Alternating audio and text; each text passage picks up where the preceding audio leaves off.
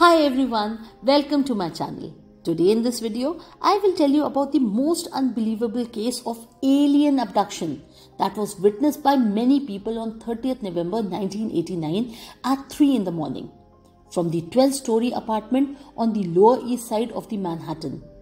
Now the abductee's name is Linda Cortile, although this is not her real name and is used just for her identity protection.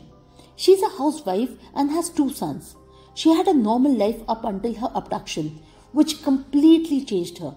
So this case was investigated by Bud Hopkins, who was a very famous artist and later turned into an ufologist due to one of his personal experience with aliens.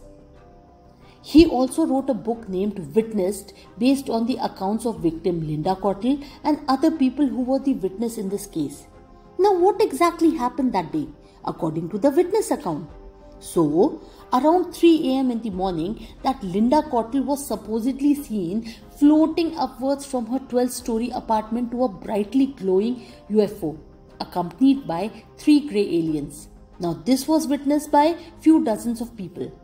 Among these, one of the witnesses was Janet Kimball, who was driving across the Brooklyn Bridge towards Manhattan on her way home to upstate New York after a late night party.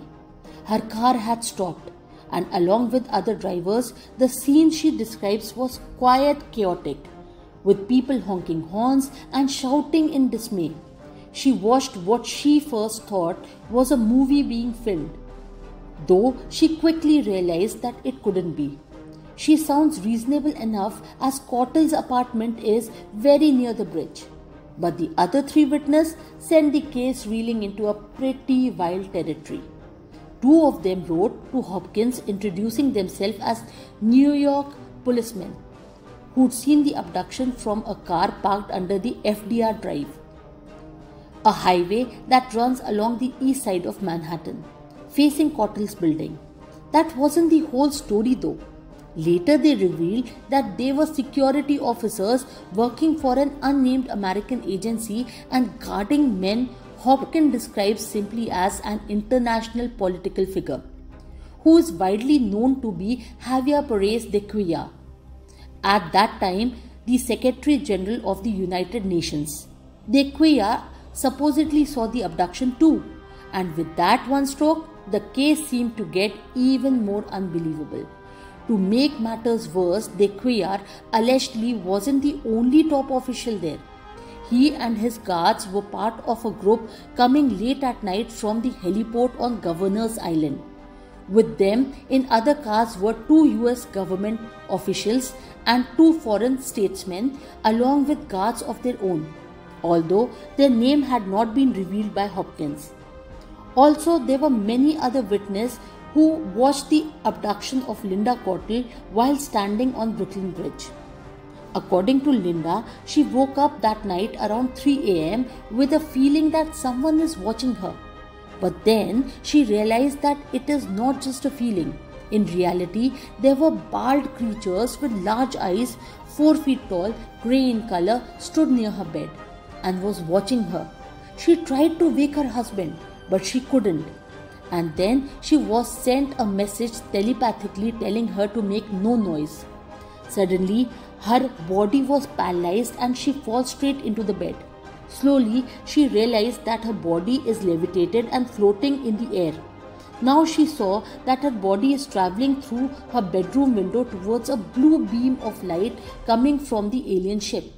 She was surrounded by 3 grey aliens. They looked similar to praying mantis, even though her body was paralyzed, but she was fully conscious. Then she was pulled inside the large alien ship which was hovering over Brooklyn Bridge for a good amount of time. The entire episode made dozens of people witnessing this to think that it was some sort of Hollywood movie shooting taking place, as they saw Linda with these grey aliens going inside the ship. Then the ship suddenly disappeared. Meanwhile, Linda, who was inside the ship, was taken inside a room with a sliding door. Inside that room, there were many grey aliens. In the center of the room, there was a long table and the room was having many lights and buttons on the wall. Suddenly, Linda was lifted again and placed on the table, and her body was examined by these grey beings. Then, these aliens put some sort of foreign object inside Linda's nose.